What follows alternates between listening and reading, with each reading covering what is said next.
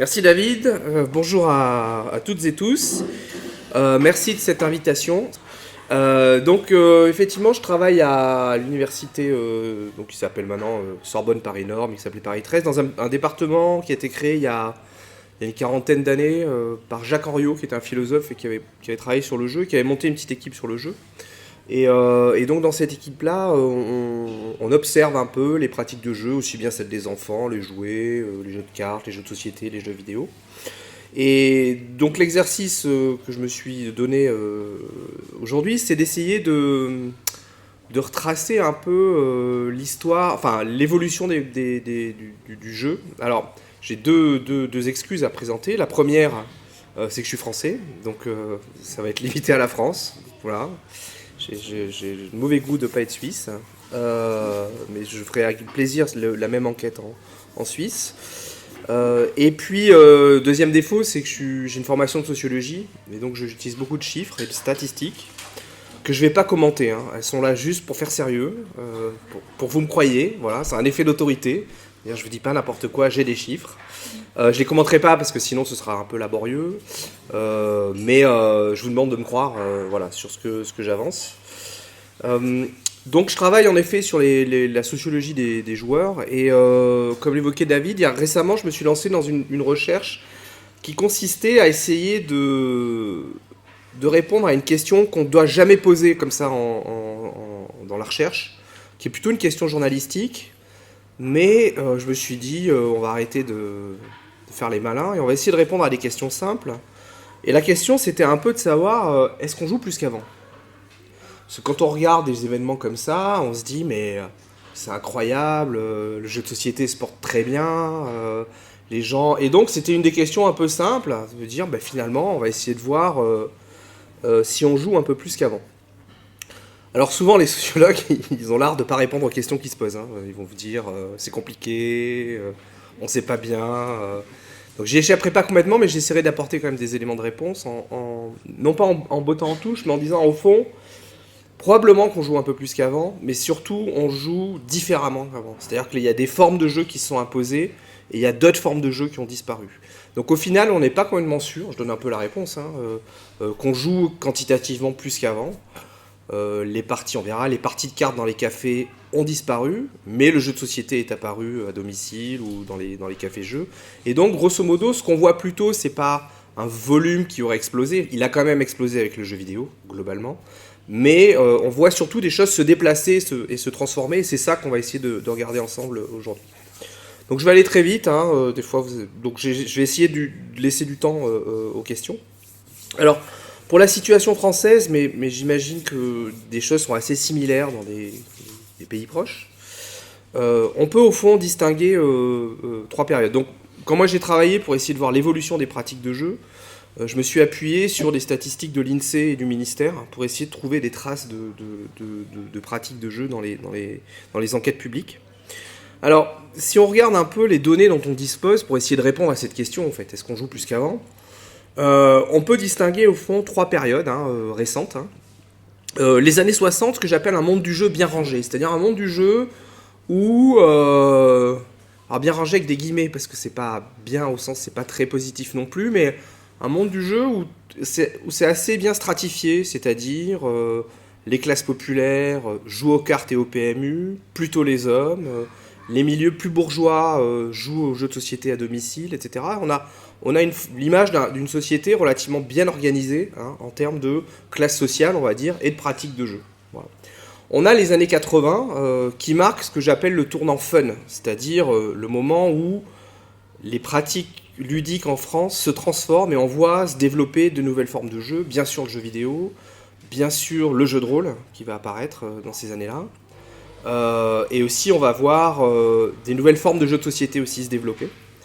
Et puis les années 2000, mais je ne rentrerai pas là-dedans, qui se caractérise vraiment par la massification du jeu vidéo, mais qui a quand même un impact sur les pratiques de jeux de société. Alors quand je vous dis que les années 60, quand on regarde, les années 60, au fond, le jeu, c'est pas un gros loisir. Sur des enquêtes dont on dispose, on voit que ça, c'est des enquêtes, les enquêtes emploi du temps. Donc on mesure ce que les gens font dans une semaine.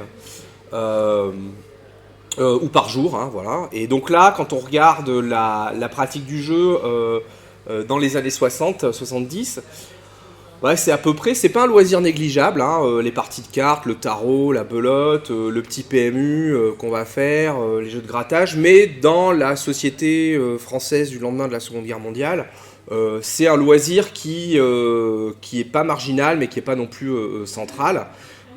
Les conversations sont centrales à l'époque, les gens parlent beaucoup entre eux. La télévision, c'est pas complètement imposé encore, hein, voilà, mais on verra qu'elle va encore, enfin, elle reste le premier loisir, hein, mais elle va prendre plus de place encore. Et donc, alors, c'est pas un loisir négligeable, mais on le trouve dans les loisirs des Français, mais relativement à la marge, on va voir que progressivement, alors notamment à cause du jeu vidéo, mais pas que, le temps de jeu hein, qu'on va consacrer hein, à cette activité-là va augmenter. Donc quand je vous dis c'est un monde du jeu bien rangé, en fait c'est un monde aussi très genré. Le paysage ludique des années du lendemain de la guerre, c'est un paysage très masculin et très populaire. C'est-à-dire quand vous regardez, vous avez, ça ne veut pas dire que les femmes ne jouent pas bien sûr, hein, mais on va trouver beaucoup de pratiques populaires, milieu paysan, milieu ouvrier, une surreprésentation des hommes hein, dans les pratiques masculines. Et aussi, quand on regarde les statistiques dont on dispose, hein, on se rend compte que on a une forme sociale de jeu qui a un peu disparu, ou en tout cas qui s'est sacrément transformée, c'est-à-dire que les trinquets, les cafés, sont en fait les pratiques populaires de cartes sont des pratiques extérieures. C'est-à-dire que les gens jouent à l'extérieur, les milieux modestes jouent à l'extérieur. Hein. Et ça, on le voit clairement. Alors c'est marrant parce que l'ironie de l'histoire, c'est que on trouve de moins en moins de jeux de société dans les cafés.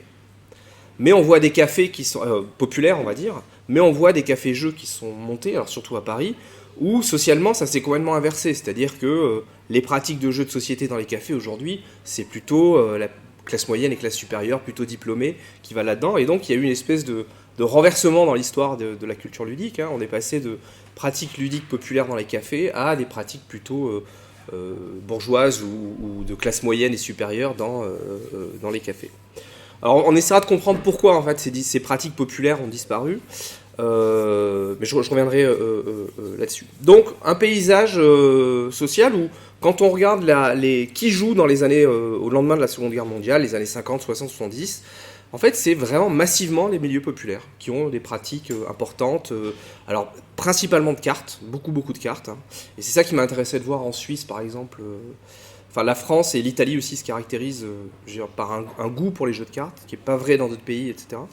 Et je serais preneur de statistiques sur les pratiques en Suisse.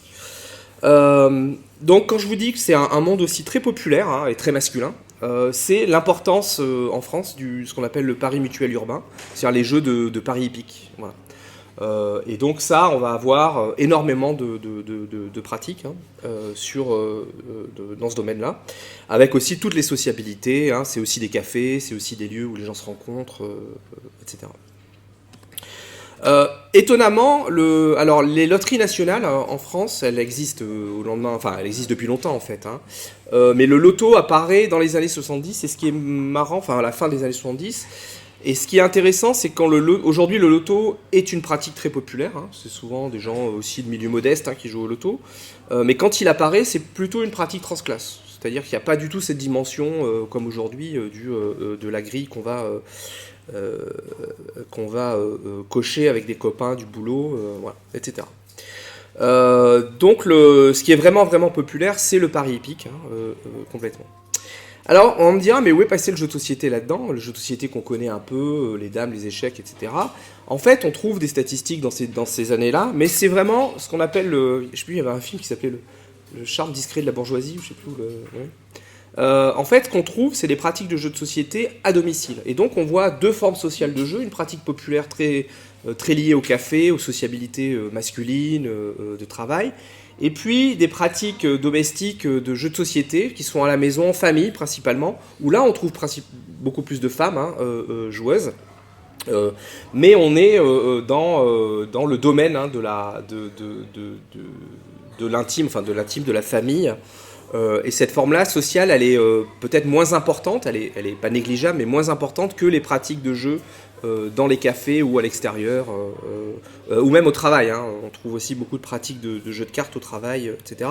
Le jeu de société, lui, est un univers vraiment familial et domestique. Donc quand je vous dis qu'on a un monde du jeu bien rangé, c'est-à-dire on pourrait, je pousse évidemment, hein, le trait, hein, un monde populaire qui joue aux cartes à l'extérieur avec les copains, plutôt masculin, et puis un univers plus mixte, plus bourgeois, plus intime, plus domestique dans ces années-là. Les années 80, elles marquent un point de rupture. C'est-à-dire qu'à ce moment-là, on voit ce que j'appelle le tournant fun des années 80. Alors fun, c'est pas fun pour tout le monde, hein, parce que ça marque aussi l'effondrement de la classe ouvrière. C'est peut-être moins fun, et ce qui explique aussi pourquoi tout d'un coup, les pratiques de jeu, les jeux de cartes, les belotes, les trucs comme ça, vont disparaître. Voilà. Donc ce tournant fun des années 80, il se caractérise d'abord par... Alors la question, est-ce qu'on joue plus qu'avant ? En fait, alors c'est illisible ce truc-là, en plus c'est tellement petit que c'est un test d'ophtalmo là que je vous propose. Ce qu'on peut retenir de cet aspect-là, c'est que si on regarde ce qui se passe à partir des années 60, c'est que à peu près toutes les pratiques de jeu sont en augmentation. Alors vous avez en violet noir là, les jeux de société, donc on les voit augmenter beaucoup. Mais en fait, c'est pas seulement le jeu de société, donc le jeu vidéo commence d'augmenter, mais si on regarde, alors je sais pas pourquoi, la France a dans ses statistiques beaucoup d'éléments sur les mots croisés. Voilà. Je sais pas si vous êtes joueur de mots croisés, mais on va voir que c'est pas négligeable les mots croisés, hein. C'est une des pratiques massives en fait, hein.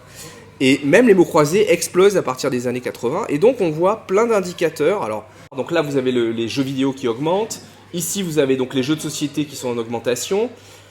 Alors ce qu'on va voir un peu stagner et baisser, c'est ce qu'on appelle les jeux d'intérieur, c'est-à-dire les jeux avec les jouets. Voilà. Mais qui renvoie aussi, hein, sans être un grand statisticien, vous allez avoir un début de corrélation entre les jeux avec les jouets et la montée du jeu vidéo. Voilà. Donc voilà, qui fonctionne assez bien. Donc les mots croisés, etc. Alors ce qui va baisser un peu, c'est aussi les jeux d'extérieur, mais ça c'est quelque chose de très connu. C'est-à-dire que plus on avance dans le temps et moins on joue, on passe de ce qu'on appelle la culture de la rue, où les gens sortaient, à la culture de la chambre, où on fait tout pour que les enfants restent à la maison. Et on voit clairement que les enfants jouent moins à l'extérieur qu'avant, et investissent un peu plus les chambres. Là aussi, il y a un lien avec le jeu vidéo. Ça veut pas dire que c'est le jeu vidéo qui fait rester les enfants dans la maison, c'est plutôt les parents qui réduisent, enfin qui limitent les temps de sortie des enfants à l'extérieur. Donc on a ce développement-là, et donc globalement, ça va faire que on a un développement assez généralisé du jeu de société, du jeu en général. On peut se demander pourquoi tout d'un coup, au tournant des années 80, le jeu augmente, enfin, ou les formes de jeu augmentent. Alors il y a plein de raisons, plein. La première, c'est d'abord des acquis sociaux, la réduction du temps de travail, qui fait que les gens ont un peu plus de temps de loisirs, donc plus de vacances, mais aussi plus de temps à... quand on va en vacances, la partie de cartes ou de jeux de société en vacances augmente, etc. Donc il y a des raisons, on va dire, à la fois politiques et sociologiques qui font que le temps de jeu. Alors ce qu'on voit aussi, c'est que on va voir s'effondrer les pratiques populaires, parce que les années 80 marquent l'effondrement de la classe ouvrière en France, et d'ailleurs dans d'autres pays. C'est-à-dire que les usines ferment, etc. Et donc toutes ces sociabilités liées au jeu en fait disparaissent dans les cafés aussi. Alors ce que montre aussi un sociologue qui s'appelle Dumasdier, c'est que je devrais pas le dire comme ça parce qu'on va se dire mais il est pour l'alcool, mais les lois aussi qui ont réduit en fait les consommations dans les cafés ont largement aussi joué à réduire les pratiques de cartes et les pratiques de jeux dans les cafés. Et puis aussi la télévision, hein, qui a largement fait que les gens restaient plus à l'intérieur qu'à l'extérieur. Donc il y a plein de facteurs, mais ce qu'on voit aussi, c'est que le temps de jeu augmente. Alors j'en reviendrai dessus, chez les jeunes. C'est-à-dire qu'on voit les jeunes, une génération dans les années 80, qui se met à jouer plus que les autres. Il y a un effet générationnel. Et c'est vraisemblablement lié aussi à la massification scolaire en France, c'est-à-dire qu'on veut envoyer le maximum de gens faire des études longues. Je dis pas que on fait rien quand on est étudiant, bah, je veux dire, on a un peu de temps pour jouer, quoi. Et on le voit bien dans les statistiques. Voilà. Et donc tous ces facteurs-là, on va dire sociaux, vont largement contribuer à non seulement augmenter les loisirs en général, mais le temps de jeu. Je veux dire, si le jeu de rôle apparaît dans ces années-là, c'est parce que des étudiants ont le temps d'y jouer. Ils ont le temps de le faire aussi. Voilà. Donc les années 80 marquent un tournant, en fait, marquent une espèce de bouleversement de la culture ludique en France, pour plein de facteurs qui sont à la fois sociaux. Alors, aussi une dimension sur laquelle je reviendrai, qui est évoquée là, c'est aussi quand même on a aussi une progression du jeu, parce qu'on va avoir une féminisation du jeu. Et que toutes les luttes, on va dire, féministes des années 60, et 68 bien sûr, mais ont eu des effets sur le droit au loisir chez les femmes, hein, c'est-à-dire plus aussi un effet de progression technique, c'est-à-dire que on sait que, pour le dire trivialement, la vaisselle, etc., ont libéré du temps en fait, qui était attribué là-dessus. Donc la féminisation des loisirs va aussi contribuer à une augmentation en général des loisirs, mais aussi du jeu. Alors, donc globalement, si on regarde ce qui se passe dans ces années-là, les loisirs, alors les jeux de cartes, les jeux de société augmentent. Alors tous les loisirs augmentent, tous les loisirs d'intérieur augmentent. Donc on regarde plus la télé. Alors il y a un loisir qui commence à diminuer dans les années 80. Au début on le voit pas trop, on se dit ah non, c'est la lecture évidemment qui va commencer à diminuer. Mais réparer sa voiture, le tricot va augmenter, on va voir tous les loisirs augmenter, et dans ces loisirs-là, le jeu. Donc c'est aussi situer le jeu au sein de l'ensemble des loisirs. Alors les années 80, elles marquent le début des jeux électroniques, et donc on est au début 80, à peu près 15% d'enquêtés, 15% de la population qui est équipée, et seulement 3% dans les époques où les gens déclaraient y jouer souvent. Alors, jeux électroniques à l'époque, c'est bien sûr les premières consoles, mais c'est aussi les Game & Watch, le Simon. Je ne sais pas si vous vous rappelez du Simon, du truc, voilà. Donc, voilà. Mais on va voir que les années 80 marquent le début, et que très vite, en fait, contrairement aux jeux de société, lui, sa vitesse d'accélération, elle est gigantesque. C'est-à-dire que en 80, ils sont, on va dire, 10% à jouer de temps en temps un peu, et puis on va arriver très vite dans les années 90 au double, et on verra dans les années 2000, le jeu vidéo devient hégémonique chez les jeunes, et pas que chez les jeunes d'ailleurs. Voilà. Donc, os généralisé, les mots croisés, je vous mens pas. Alors, il y a une dimension qu'il ne faut pas évacuer pour comprendre pourquoi les mots croisés se mettent à augmenter. C'est aussi que les gens vieillissent, et donc ça joue dans les statistiques, c'est-à-dire que les gens vivent plus longtemps, et il y a un effet d'âge sur la pratique du mot croisé, alors qui n'est pas que générationnel, c'est vraiment un effet d'âge. Qu'on pourrait se dire, tiens, il y a une génération passionnée de mots croisés, et en fait non, on se rend compte que chaque génération joue plus que la précédente. Et donc, il y a un effet générationnel, on va dire positif, mais un effet d'âge. Donc notre avenir, à toutes et tous, c'est quand même l'avenir des mots croisés. Je veux dire, sociologiquement, vous n'y échapperez pas. Voilà. Alors ça peut être le sudoku, vous pouvez aller... Non, mais surtout, en plus, ce qu'on voit, c'est que ça devient ambigu, c'est-à-dire que là-dedans, il y a beaucoup de jeux sur tablette, qu'on va classer dans les mots croisés, mais qui sont, je sais pas, je pense à Ruzzle ou des choses comme ça, où on voit des gens... voilà. Donc il y a des trucs très bien dans les mots croisés, c'est ça que je... Alors, en fait, ce qui est marrant, c'est que cette augmentation, elle se fait dans l'ensemble de la population, chez les personnes âgées. On voit clairement que les personnes âgées jouent plus. Et puis, on voit émerger effectivement dans les années 80 une jeunesse étudiante, souvent diplômée, liée à la massification scolaire, liée au fait qu'on essaie d'envoyer le maximum, on est à les 100% au bac, voilà. Et puis les 100% au bac, on n'y est pas, mais on n'est pas loin. Et puis après, c'est les je sais pas combien à l'université. Et donc, on va avoir beaucoup de jeunes désœuvrés, de jeunes qui vont aller à l'université. Et dans ces milieux universitaires, alors le jeu vidéo trouve bien sûr aux États-Unis son rythme de croisière, mais on va voir les universités, alors notamment en France, l'école normale a beaucoup joué un rôle dans la diffusion du jeu de rôle. Et donc on va voir circuler ces nouveaux jeux, Donjons et Dragons, etc. Et les enquêtes qui commencent à voir que tout d'un coup on est sorti de la belote. Alors la belote en France, je sais pas si c'est très populaire la belote ici ou pas. C'est quoi, c'est ? D'accord, ok. C'est la même chose où il y a des subtilités de règles ? Il y a des subtilités ? C'est la même chose, mais la toux est plus libre. La quoi, là ? La toux est plus libre. La façon de jouer la toux est très libre. Ah, d'accord, on peut le jouer, on n'est pas obligé de couper, quoi. C'est clairement la même famille de... D'accord. Mais c'est la même famille que la belote. Il faudrait voir s'il est très populaire en Suisse. Ouais. Bon, bah voilà.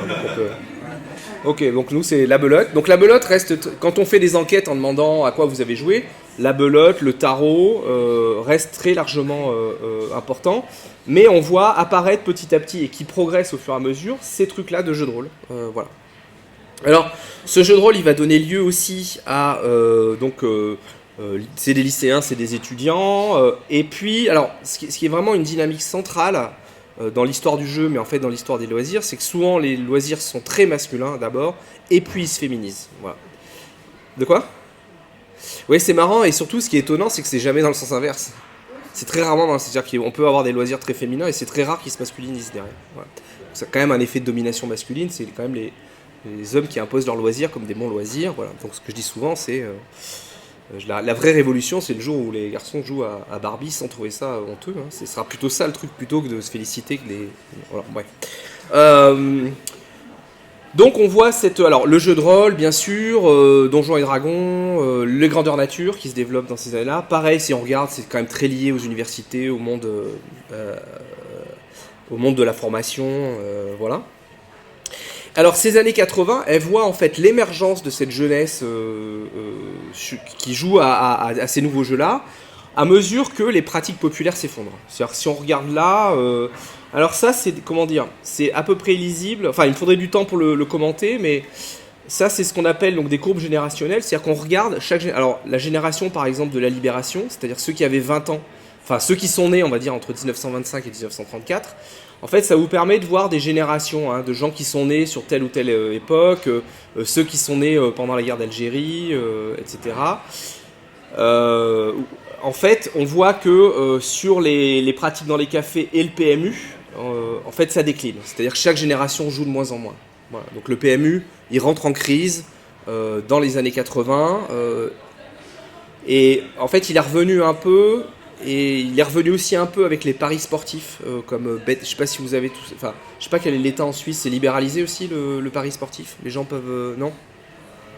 BetClick ou tous ces trucs-là. Non, vous avez pas.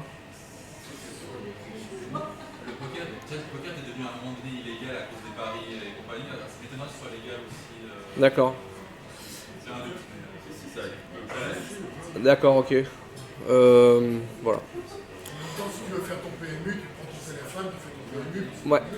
C'est ça, t'as pas besoin d'aller au bistrot. Donc ce qui est vachement intéressant, c'est que le PMU, donc si vous voyez le PMU, donc c'est vraiment, pour la situation française, c'est vraiment des cafés où les gens bon, c'était que des hommes, mais ils se réunissaient, buvaient le café, il y avait un truc de...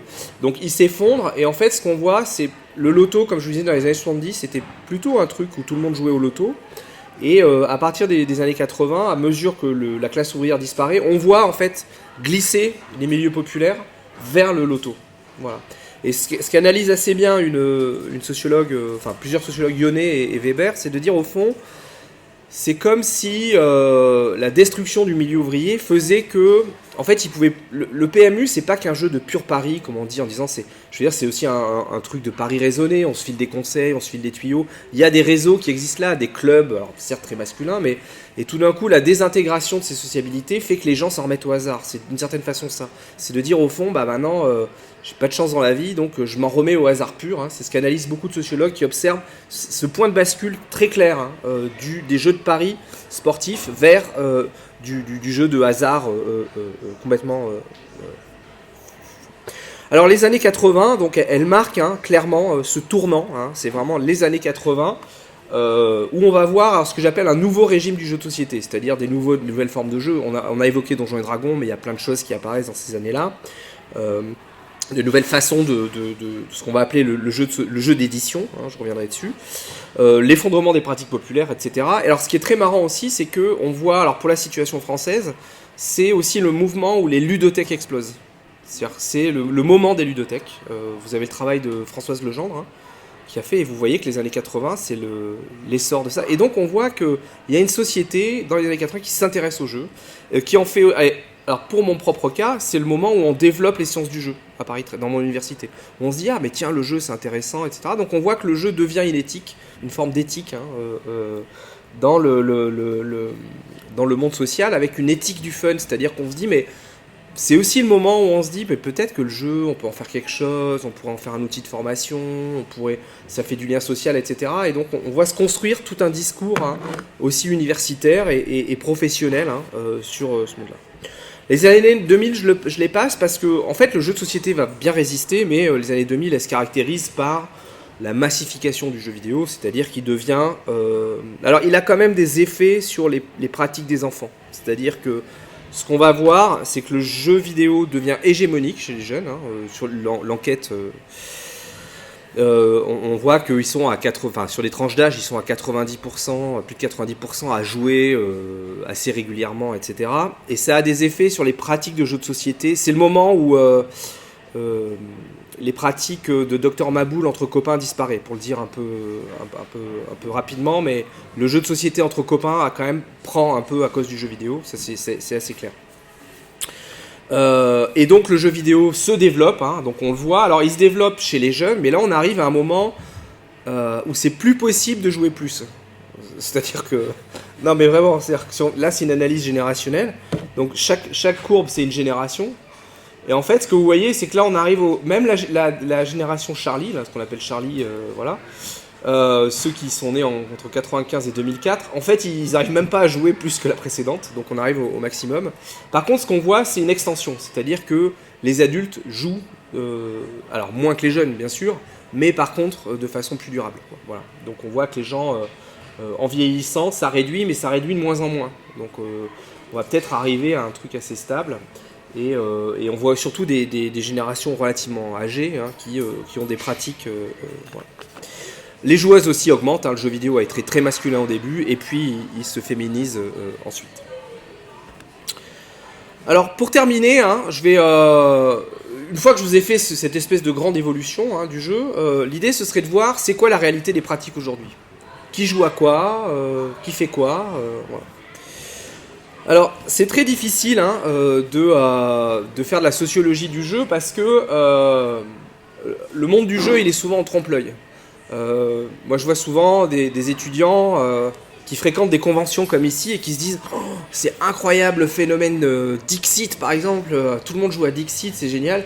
Puis vous faites une enquête et les gens vous disent à 92% jamais entendu parler de ce truc-là. Voilà. Et donc c'est un monde du jeu, voilà. C'est ça que c'est en trompe-l'œil, c'est-à-dire qu'il y a des jeux très visibles médiatiquement, et c'est pareil pour les jeux vidéo en fait. Vous avez des jeux super visibles, et puis vous regardez à l'échelle de la population, c'est pas grand-chose. Donc c'est le gag qu'on donne très souvent maintenant, qui est connu, mais qu'on avait développé, c'est-à-dire quand vous regardez, et c'est vrai de la dernière enquête du ministère de la Culture, si vous regardez le jeu vidéo le plus joué, ça reste alors le solitaire des mineurs, etc. Jeu de société le plus joué à votre avis ? Bravo. Pas de surprise. Il reste au grand. À chaque fois que je monte ça, je vois des visages qui se décomposent en disant mais pourquoi Monopoly. C'est un jeu de hasard. Monopoly, Scrabble et Uno, hein, c'est ils se tiennent à peu près. Hein. Voilà. En fait, les données que je vais vous présenter, ça vient d'une enquête qu'on va essayer de faire régulièrement en France, qui s'appelait culture et pratiques ludiques en France, où on demandait aux gens ce à quoi ils avaient joué, mais on testait leur culture ludique, parce que parfois on voulait voir si... Donc on demandait aux gens, est-ce qu'ils connaissaient, on leur montrait des jeux, est-ce qu'ils connaissaient pour y avoir joué, est-ce qu'ils avaient envie d'y jouer, on mesurait aussi le goût. Voilà, donc je vous mettrai un lien si un jour vous voulez faire votre propre test de culture ludique, hein. Ça pourra vous situer dans un espace. Bah vous trichez, là. Ce sera du 100%. On les voit les ludothécaires dans les enquêtes. N'empêche que, mine de rien, on rigole, mais c'est la première fois que dans une enquête, on a pu mesurer l'effet des ludothèques sur la culture ludique des gens. C'est-à-dire, j'avance un peu les résultats, mais quand vous regardez Dixit, je sais pas moi, Le Verger, même Croque-Carotte, non, mais plein de jeux, voilà, les colons de Catane, en fait, très peu de gens connaissent, et surtout, vous avez un fort effet de diplôme. Par contre, donc vous voyez que les milieux populaires ont une culture ludique du jeu de société relativement limitée, pas limitée, mais moindre que les effets. Mais par contre, tout d'un coup, vous voyez dans les statistiques, je vais dire, des milieux plutôt modestes avec une grosse culture ludique. C'est-à-dire, ils connaissent Colt Express, et quand vous regardez, comme par hasard, ils fréquentent des ludos. Et donc, ce qu'on mesure, c'est vraiment l'effet ludothèque sur... voilà. C'est très dur de prouver l'efficacité de quoi que ce soit en éducation, mais là, on a réussi au moins à trouver un impact fort. Voilà. Ça vous intéresse, le test de culture ludique est ici. Voilà. Alors, quand je vous disais, si on regarde un peu c'est quoi la pratique, la culture ludique française, hein, voilà, donc je serais très heureux de faire la même enquête en Suisse. Vous regardez, les chiffres et les lettres sont très importants en fait. Hein. Vous avez 8 Français sur 10 qui ont déjà joué. et puis et 7 qui ont une pratique alors occasionnelle, hein, à peu près un tiers pratique occasionnellement des jeux de chiffres. On pourrait faire le test. Qui fait des mots croisés ici de temps en temps? D'accord. Mots croisés, c'est tout. Mots croisés, mots fléchés. Non, on agrège aussi les. Je sais plus comment ça s'appelle. Les trucs qu'il faut entourer, là, retrouver. Les. Ouais, c'est ça. Mots cachés, sudoku. Ouais.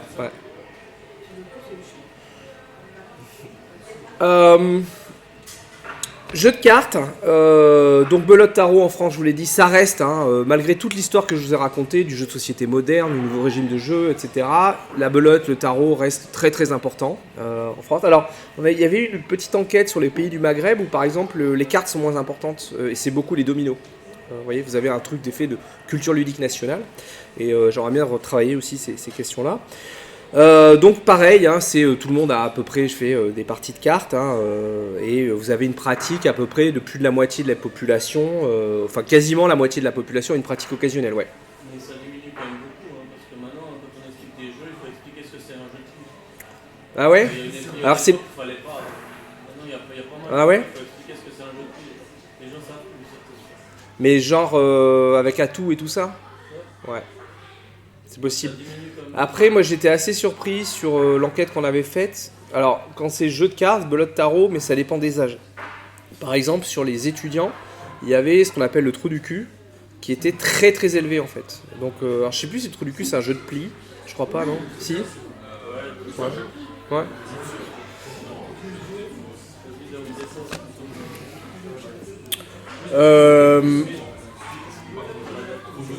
Donc, si on distingue, alors c'est artificiel, hein, les jeux de cartes, dans l'ensemble jeux de société, on va séparer les jeux de cartes des jeux de plateau. Pareil, hein, ça reste très important. Hein, vous avez plus d'un Français sur deux qui a une pratique au moins occasionnelle, hein, du jeu de société, avec 10%. Alors on reviendra sur ces 10% qui pratiquent régulièrement. Là-dedans, vous avez beaucoup de familles qui investissent en fait le jeu comme un outil d'éducation, le jeu de société. Et puis vous avez les board gamers, hein, c'est-à-dire ceux qui viennent ici, qui sont prêts à acheter, à faire repeindre leurs cartes Magic. C'est superbe d'ailleurs, j'ai vu ça. Ils sont là-dedans en fait. Voilà. Le jeu vidéo, je passe, donc c'est assez massif. Les jeux de grattage, donc c'est près de... Voilà, c'est 3/4 des gens ont déjà fait un petit jeu de grattage. Il y a l'effet Noël, etc. Et puis une pratique, alors je reviendrai là-dessus, mais ça reste des pratiques très très populaires, hein, dans les milieux plutôt, enfin à la fois ouvriers, mais aussi employés, etc. Les jeux télévisés, faut pas les oublier, ils sont très importants, hein, sur la pratique. Là aussi, il y a un effet d'âge. Je vais vite parce qu'on va pas tous les commenter. On avait mesuré les jeux de construction, hein, et donc près des 3/4 des gens ont une expérience des jeux de construction, Lego, Kapla, Geomag. Mais c'est des catégories, je me méfie parce que les jeux de construction c'est très ambigu, on peut utiliser les Lego autrement.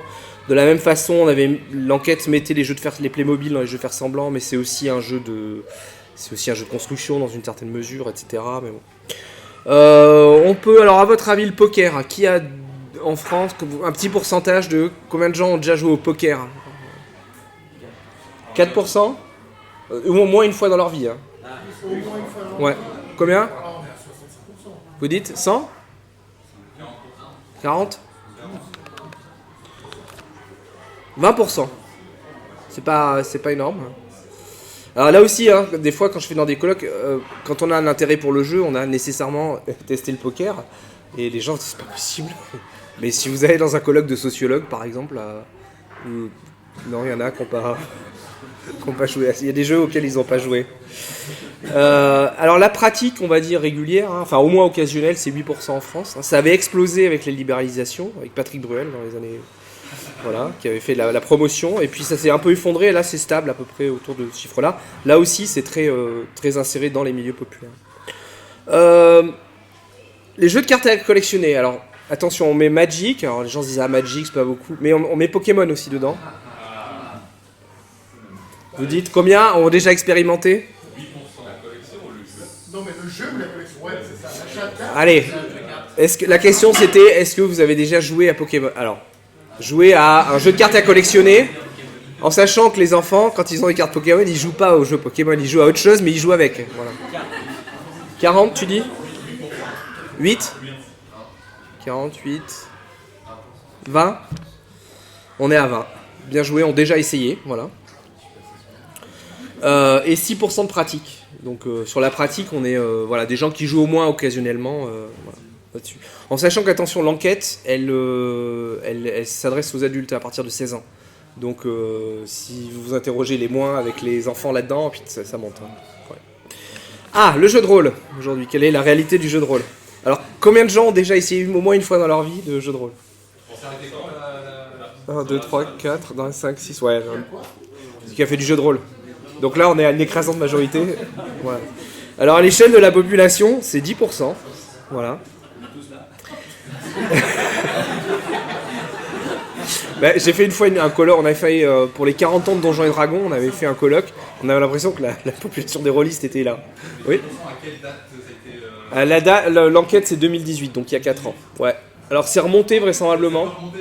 Mais ouais, non, c'est sûr que ça remonte, mais c'est pas dans des proportions non plus. Covid, à mon avis. Ouais, non, alors l'effet, on commence à le mesurer, il y a ça, des parents, des pères qu'on refait jouer au jeu de rôle, leurs enfants. Et surtout, on voit un retour par le biais des streams, en fait, des Twitch, etc. Voilà. Donc 3% de pratique, hein, voilà. Le grandeur nature, on est à peu près dans les mêmes eaux.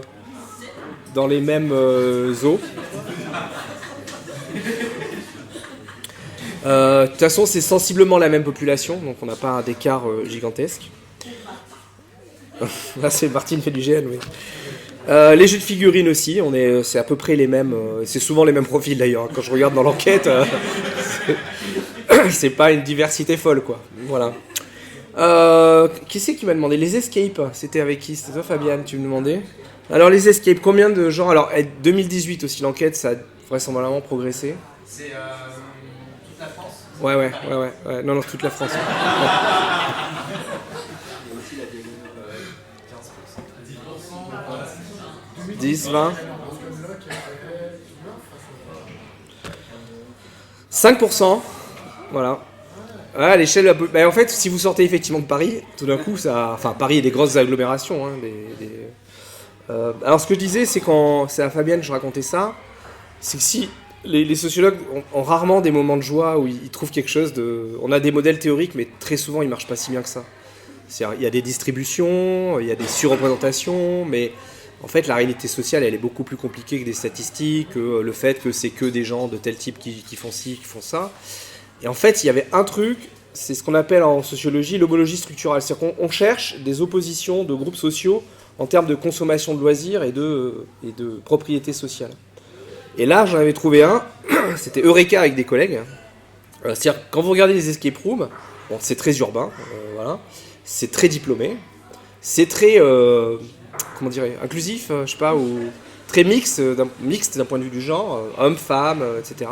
C'est un jeu coopératif, et puis vous avez un autre jeu qui lui ressemble un peu, mais quand même qui est différent, qui est ultra compétitif, et qui est pas du tout la même sociologie. Alors, le paintball. Ça, tu prends le paintball, c'est du rural, que du garçon, pas très diplômé. Voilà. Non, c'est pas qu'ils sont idiots. Hein. Vous avez vraiment une sociologie, donc vous avez un truc d'opposition très fort, hein, et puis sur un jeu qui est construit sur la compète, quoi. Voilà. Donc si on faisait je vais pas le commenter ça, hein, si on regarde un peu le développement du jeu en France, hein, vous avez grosso modo une espèce de truc de consommation, si on regarde les pratiques ludiques, hein, qui vont en gros du grandeur nature, hein, jusqu'au jeu télé et le jeu de société, au fond. Alors, pardon, rouge et bleu, c'est l'intensité, c'est les fréquences. C'est-à-dire que quand c'est, que je me trompe pas, ouais, quand c'est rouge, c'est fréquent, c'est très intense, et ça, bleu, c'est occasionnel. Voilà. Oui, les jeux télé, quand les gens qui font des jeux télé regardent beaucoup de jeux télé. Voilà. Donc le jeu de plateau il se situe ici, hein, les jeux vidéo pareil c'est l'inverse, c'est-à-dire quand les gens jouent plutôt beaucoup, voilà. Mais vous avez en fait ce qui est surtout intéressant c'est cette espèce de gradient de l'ensemble des pratiques de jeu en France. Je crois que j'ai fait midi 15, que c'est raisonnable, parce que j'ai d'autres choses derrière, mais je vais terminer là. Et je vous remercie beaucoup, donc on peut faire des questions.